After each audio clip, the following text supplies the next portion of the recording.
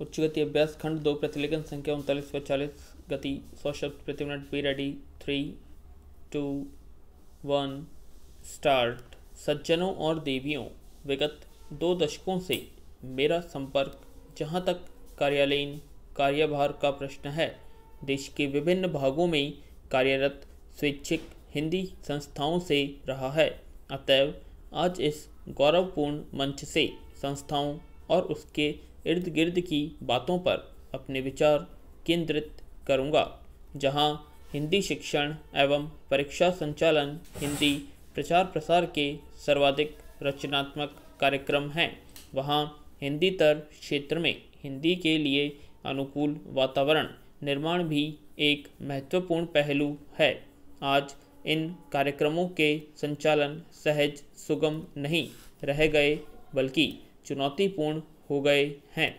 विद्यार्थियों की योग्यता बढ़ाने के लिए शिक्षा एवं परीक्षा के अतिरिक्त हिंदी वक्तव्य, निबंध, वाद विवाद के साथ साथ नाटक, एकांकी प्रतियोगिताएं आयोजित की जाती हैं। हिंदी शिक्षकों प्रचारकों के लिए शिविर, पुनश्चर्या कार्य शिविर, पुरस्कार योजना जैसे कार्यक्रम आयोजित किए जाते हैं। अनुकूल वातावरण निर्माण के लिए जहां इन कार्यक्रमों को अधिक प्रभावी और परिणामी बनाने की आवश्यकता है, वहीं अन्य प्रभावी कार्यक्रमों को परिकल्पना करनी होगी। हिंदी शिक्षण परीक्षा संचालन और वातावरण निर्माण, इन तीनों में अनुपातिक और सफल आयोजन पर विद्यार्थियों को हिंदी ज्ञान अर्थात हिंदी बोलने, पढ़ने एवं लिखने की दक्षता का पूरा दारोमदार टिका रहता है।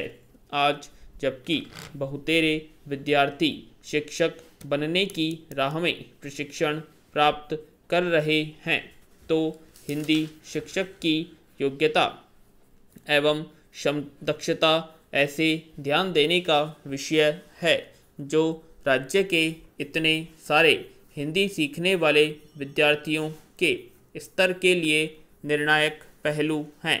यह नकारा नहीं जा सकता कि किसी भी संस्था के लिए उसके प्रचारक ही आधारभूत परिसंपत्तियां होते हैं। प्रचारकों के सत्प्रयास एवं सुकार्य से संस्था की जड़ें मजबूत होती हैं। वास्तव में हिंदी का प्रचार योजनाओं का सफल कार्यान्वयन सभी संबंधित पक्षों के प्रयास के समन्वय से ही संभव है। संस्था के पदाधिकारी, कार्यकर्ता, प्रचारक गण, विद्यार्थी और अंत में किंतु कदापि कम नहीं सरकारी व्यस्तता के तालमेल पर इन सबके कार्यों के उचित समन्वय का प्रयत्न स्वास्थ्य दृष्टि से निरंतर जारी रहना चाहिए और यह भी ध्यान रहे कि जाने अनजाने दामन में दाग न लग जाए। पैरा भारत ग्रामों का देश है और अधिकांश भारतीय जनता ग्रामों में बसती है। नगरों और शहरों में नागरिकों को शिक्षा की कई सुविधाएं प्राप्त हैं, यों उन्हें हिंदी पढ़ाने की यथेष्ट अवसर उपलब्ध हो जाते हैं। अब आवश्यकता इस बात की है कि ग्रामवासियों को भी हिंदी सीखने के अधिक अवसर प्रदान किए जाएं। हिंदी राष्ट्रीय अस्मिता, राष्ट्रीय पहचान, राष्ट्रीय गौरव की भाषा है। यह राष्ट्रभाषा, राजभाषा घोषित तो हो चुकी है, किंतु अब तक इसे अपना उचित स्थान प्राप्त नहीं हुआ है। इसके लिए जब तक शासन और जनता दोनों ओर से समवेत प्रयास नहीं होगा, लक्ष्य की प्राप्ति नहीं हो सकेगी। राष्ट्रभाषा से ही किसी राष्ट्र की भावात्मक एकता, राष्ट्रीय एकता की प्राप्ति की जा सकती है। अपने देश को छोड़ किसी अन्य विदेशी भाषा से इसकी प्राप्ति कदापि नहीं की जा सकती।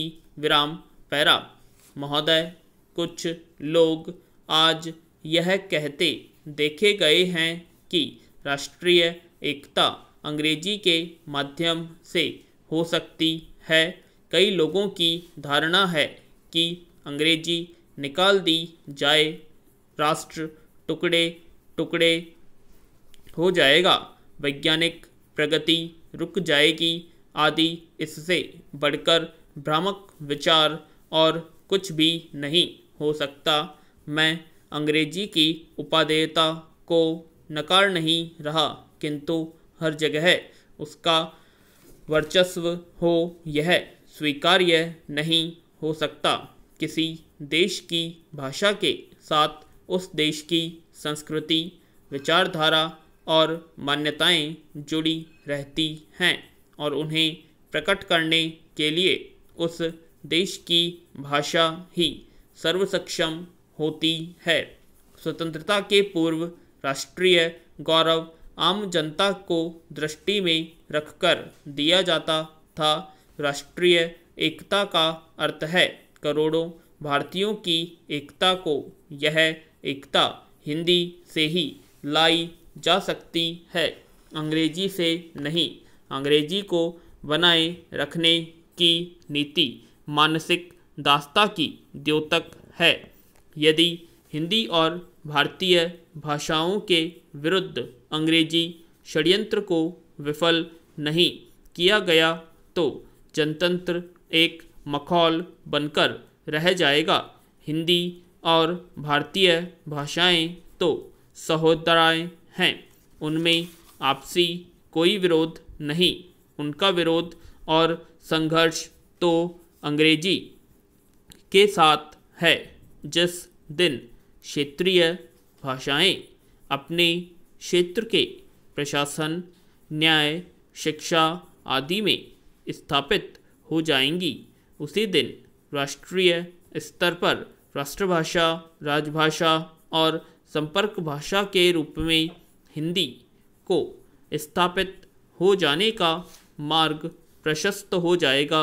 स्वैच्छिक हिंदी संस्थाएं अपने इस मूल उद्देश्य को कभी भी धूमिल होने न दे, क्योंकि हिंदी के प्रचार प्रसार के क्षेत्र में वे सर्वाधिक महत्वपूर्ण इकाइयाँ हैं। इस दृष्टि से मैसूर हिंदी प्रचार परिषद का यह कार्यक्रम श्लाघनीय है कि वह हिंदी के साथ कन्नडेतर जिज्ञासुओं के लिए कन्नड़ की प्रारंभिक और उच्च कक्षाएं एवं परीक्षाएं चला रही हैं।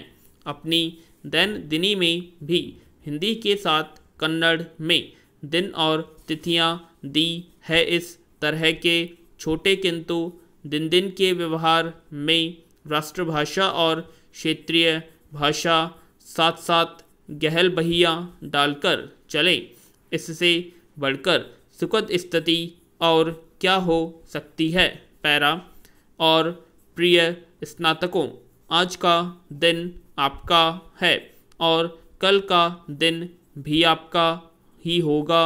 विगत महीनों और वर्षों में आपने कठिन परिश्रम कर हिंदी रत्न अथवा हिंदी प्रशिक्षण की परीक्षाएं दी हैं, उत्तीर्ण हुए हैं। आपकी दीक्षा पूरी हो चुकी है। अब आप समाज और राष्ट्र की सेवा में समर्पित हो जाइए। भारतीय भाषा संस्कृति, उनकी रक्षा, उनका संवर्धन आपके हाथों सौंप दिया गया है। आप दायित्व का निर्वह कर सकें, जीवन में सफलताएं पाएं, यही शुभकामना है। जिन्होंने हिंदी प्रवेश, हिंदी उत्तमात्मा की परीक्षाएं उत्तीर्ण की हैं, वे और आगे बढ़ेंगे पढ़ेंगे, यही आशा है। इस उद्देश्य की प्राप्ति हेतु स्वैच्छिक हिंदी संस्थाओं की विभिन्न परीक्षाओं को मान्यता प्रदान की गई है। विराम। अंत में मैं इस गौरवपूर्ण समारोह में आपने मुझे आमंत्रित किया, उसके लिए पुनः धन्यवाद देता हूँ विराम।